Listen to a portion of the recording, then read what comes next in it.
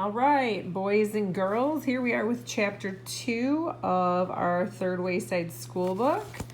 Wayside School gets a little stranger, and I have to say, I accidentally looked ahead and I see who this guy is. I didn't read anything, but I saw who he is. I think it's going to be funny.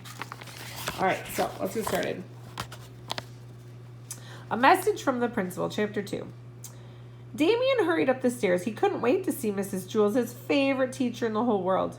But the 30th floor was a lot higher up than he remembered, even if there was no 19th. By the time he got up there, his legs hurt, his side ached, and he had a blister on the back of his ankle where it rubbed against his sneaker. He stumbled into the room and collapsed on the floor. "Hi, Mrs. Jules," he gasped. "Hi, Damien. Welcome back," said Mrs. Jules. Damien looked up at her. Something seemed different about her, but he wasn't sure what it was. "Oh, Damien, would you do me a favor?" she asked. "Sure," said Damien. "I left my pencil in the office," said Mrs. Jules. "Would you mind going down and getting it for me?" "No problem," said Damien. "It's yellow," said Mrs. Jules. "It has a point at one end and a red eraser at the other." Damien got to his feet and headed down the stairs.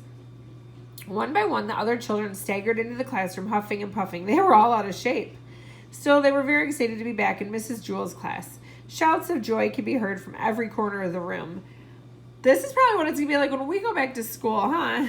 I just thought about that. There's a connection. Mrs. Jules held up 2 fingers. All the children became quiet. Joy stopped shouting. Mrs. Jules told the children to sit at their old desks. "So did anyone learn anything at your other schools?" she asked. Mac raised his hand. "Ooh, ooh," he grunted. "Yes, Mac," said Mrs. Jules. "Civilization," declared Mac. "What about civilization?" asked Mrs. Jules. "We learned it," said Mac. "That's very impressive," said Mrs. Jules. "Would you like to tell the class something about civilization?" Mac thought a moment. "I don't remember," he said, "but I know we learned it." "That's good, Mac," said Mrs. Jules. "Anyone else learn anything?"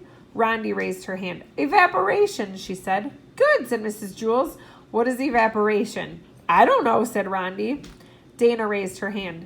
"I learned about exaggeration," she said. "It was all my teacher ever talked about. We had like 10,000 tests on it. And the teacher would kill you if you didn't spell it right."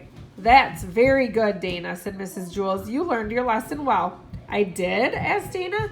Mrs. Jules shrugged. "Well, I guess we'll just continue where we left off." Just then, Mr. Kidswatter's voice came over the PA system. "Good morning, boys and girls."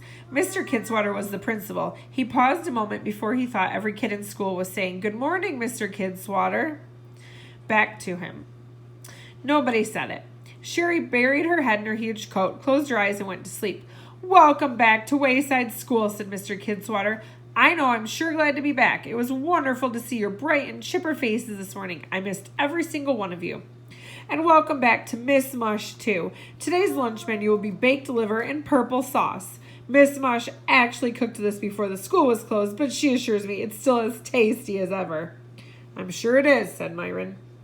"A safety reminder. Now, it has been a while since you've had to rush up and down the stairs, and I want to make sure there are no accidents. So remember this simple rule. When you go up the stairs, stay to your right. When you go down the stairs, stay to your left. That way there should be no problems. Okay, let's all have a good day. And remember, I'm your friend and you're my friends. And if you ever need a friend, you can always come to me." "Isn't that nice?" said Mrs. Jules. "What a bunch of baloney. There I was, lying on a beach in Jamaica, when suddenly I get a fax that dumb school was back open. Well, those kids better not bother me. My friends, that's a joke. Like I would really want to be friends with those little snot-nosed..." "What? Don't tell me to shut up. You shut up. What's on? You mean they're hearing what I'm saying right this very second? Well, how do you turn it off? What button? I don't see a red button. There's no red button. Oh, hear it." Uh-oh. That probably wasn't good that all those kids heard him say that, huh? Not very nice. Okay, I'm looking ahead to see what is next. All right. That'll be it for right now. So I will come back with chapter 3 in a little bit. Bye.